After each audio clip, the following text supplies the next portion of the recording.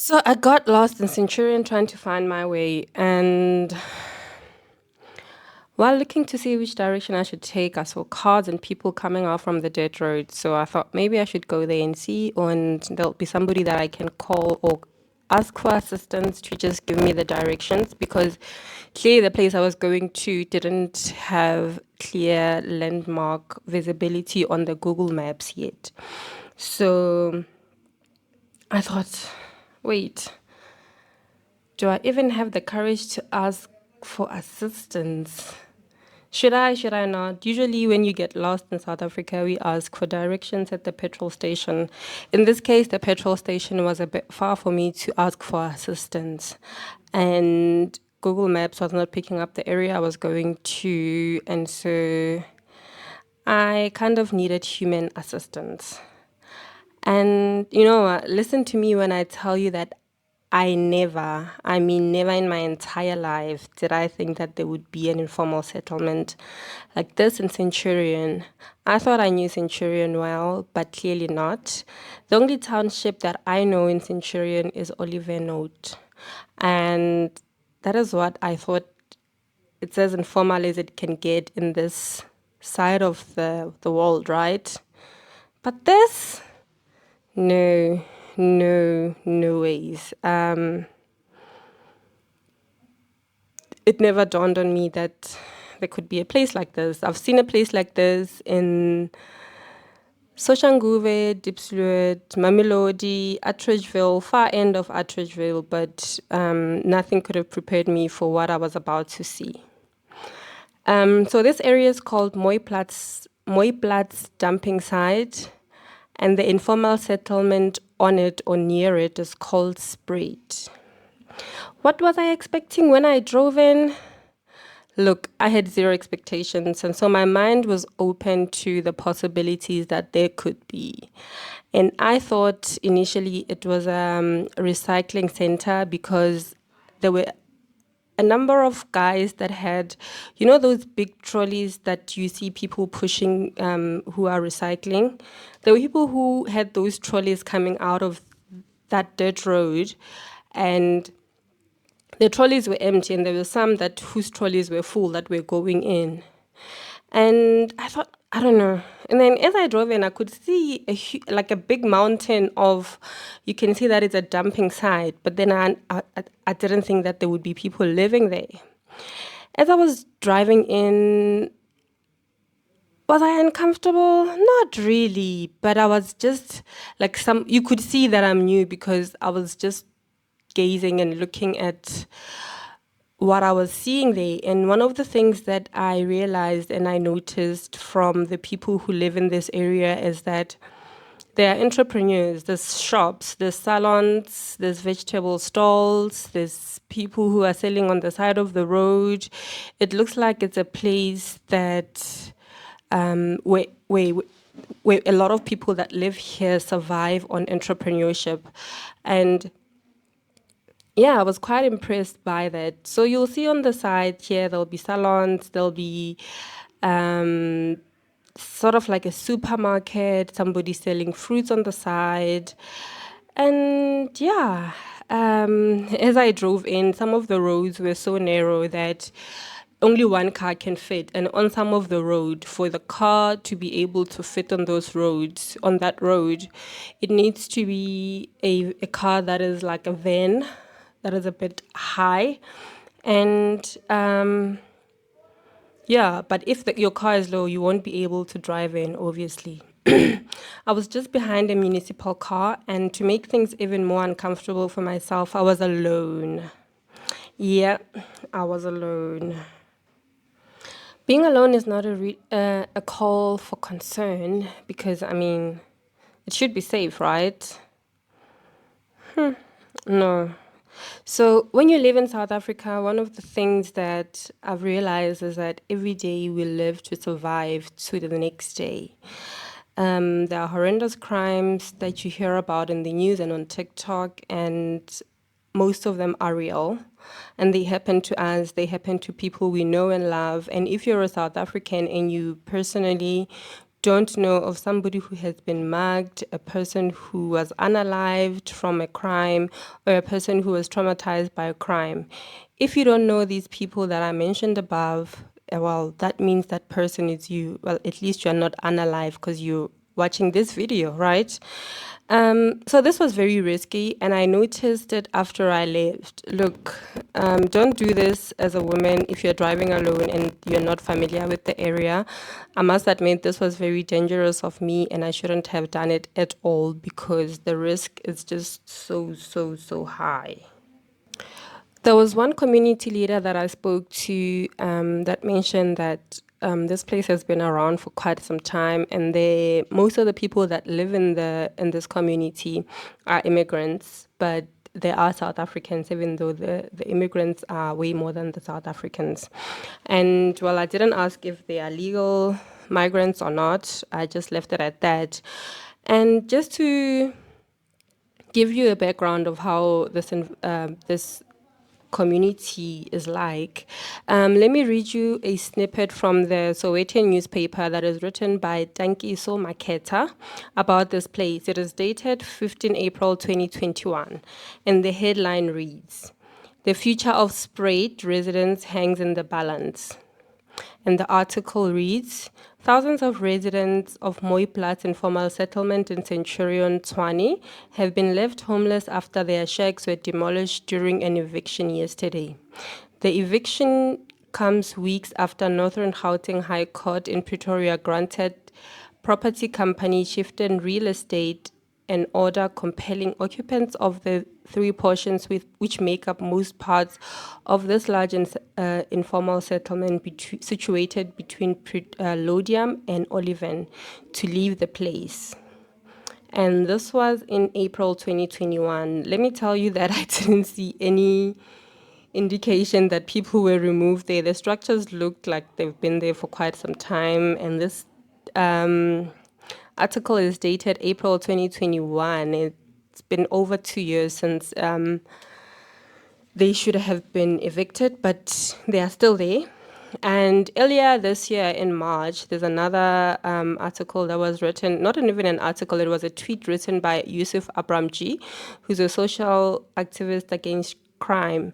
He tweeted that thousands of people in the Sprayed informal settlement west of Centurion have no water for days now, and the city of Tshwane is not providing tankers. I wonder how that went, and this was in March this year. I wonder if that situation was resolved, because I also didn't see tankers. I just saw ablution facilities which looked like the bucket system toilets that were there. You'll see them. It's the blue structures with the white top. Those are toilets. And yeah, I wonder if they were able to get water. So when I drove into the settlement, as you can see, the roads are narrow, only made for one car at a time. This was during the week before 12 p.m. And I'm mentioning this because I wondered why these kids are not at school. How did the people even settle next to a dumping site? These are some of the questions that I asked myself as I was driving into the informal settlement. I could not find a lot online about this area, but I spoke to community leaders in the area, and they mentioned that the municipality is aware of the settlement and that they have been waiting to be relocated. And there seems to be a lot of informal settlements in Centurion. There was another one called Marikana near the Centurion train station, and the residents were evicted about 2 months ago. And when I pass by that area, I don't see the informal settlement, but you can see that there were people who were living there. But the structures have been flattened out, and the area is being cleaned at the moment. Speaking to IOL, some of the residents claimed to have been living in the area for more than 10 years and had never faced an eviction attempt. Instead, they claimed they were promised by a former ward councillor, Peter Sutton, that they would never be removed without alternative accommodation.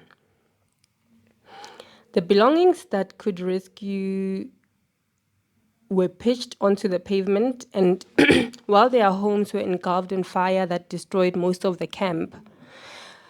They say that the sheriff started the fire, and a reliable source from IOL informed the residents that the fire was started by the residents themselves in an attempt to prevent the police, who were flanked by a large number of private security companies, fire department, and men in green, who would presumably do the hard labor, from entering the camp.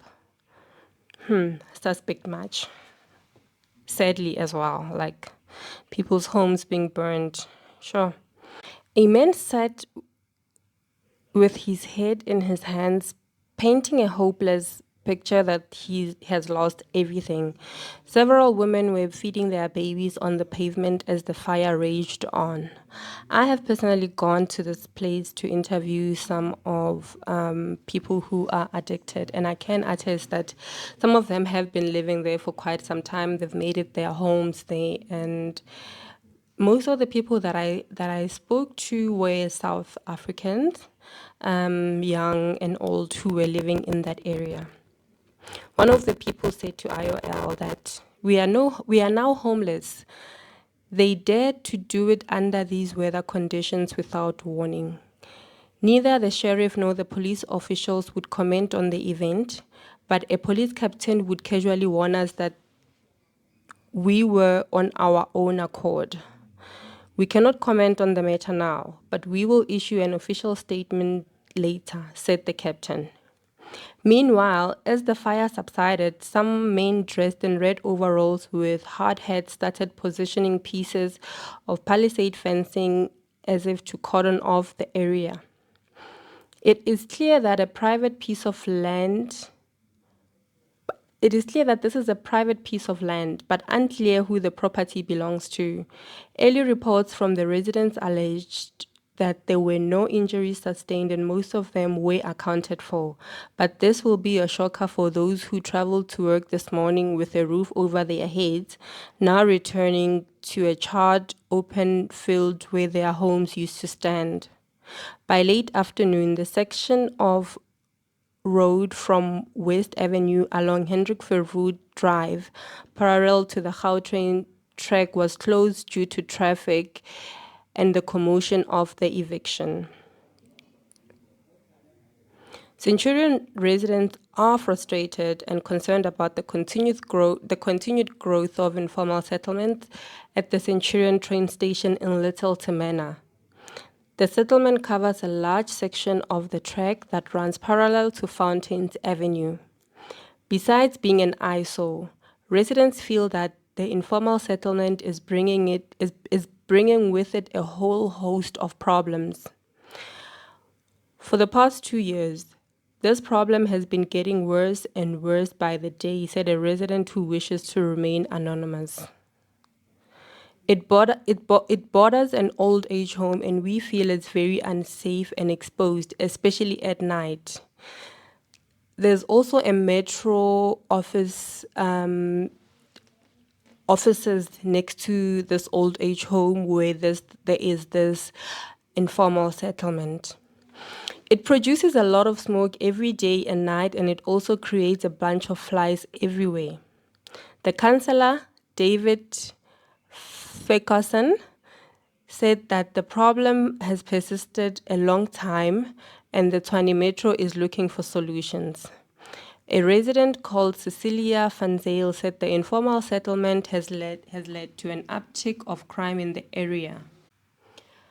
It has come to a point that many residents are asking for the boom gate to make their neighborhood more secure, said Van Zyl. Many fear the settlement has become a den for drug dealing and other illegal activities. Residents also feel that the settlement is leading to a decay and destruction of the local infrastructure. There are many facilities surrounding the settlement, and one of these facilities is a playground which has netball, tennis, football, and rugby facilities. There is a lot of littering and dumping, and they've also removed a piece of palisade to gain access to the land. this particular informal settlement is just next to the train, like near the tracks of the station going to Pretoria. Fanzale is also concerned that the settlement is reducing property values in the area. The palisade fence on Botha Avenue in DF Malan has been broken down for easy access into the settlement. There is also frequent theft and vandalism of street lights. The concrete fence along the railway has been broken in several places, and this is for access to the settlement. Also, the iron drippers supporting the fence between DF Malan and Botha Avenue have all been stolen, said Fanzale. Ferguson said that the problem is a very complicated issue and that the Metro is deliberating coming up with a solution. We are currently in the process of coming up with solutions to remove them from the area. The situation is made very difficult by the fact that parts of this land belongs to Sanral and Transnet. And for a while they were blocking parts of the tracks and the trains couldn't move, but now thankfully they've moved. But it's still a major problem, he said. Illegal recycling is also taking place there and it's growing day by day. Ward 69 Councillor Cindy Bilson told Record that illegal recycling remains a systematic issue and needs to be fixed in Centurion due to lack of proper recycling facilities. There are only 4 recycling spots in the whole of Centurion, which is not enough for a size of its city. More needs to be done to avoid this type of situations from occurring, she said. So this is the long and short of it. And as I drove in and went deeper into the settlement, my stomach started getting painful. And it was not because of something I ate. I think it was just my ancestors and God saying, "What the hell are you thinking, girl? Get out of here. Get out of here." And yeah, I made a turn and decided that I'm going to leave. I think I had seen enough and I had experienced enough at this point. And I just wanted to go. And when I got home and told my partner about this, he wasn't happy at all. He just said, "I put my life in danger. I shouldn't have done this. I should have told him." And I agree. And it was agreed that I would never do this again. This was just out of character for me. And yeah, no, I'll never do it again. I've learned my lesson. And this is just to say that I found it to be quite interesting. In the taxis, when you've got taxi drivers, everything runs everywhere and everything goes. So they also have their own taxi rank. And it's sort of like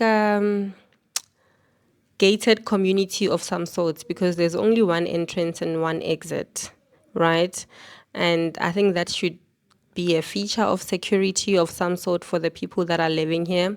But I also noticed that even though it's an informal settlement, there's electrical lines that are running and providing electricity. Not to say if the electricity that is being provided is legal or not, but I did see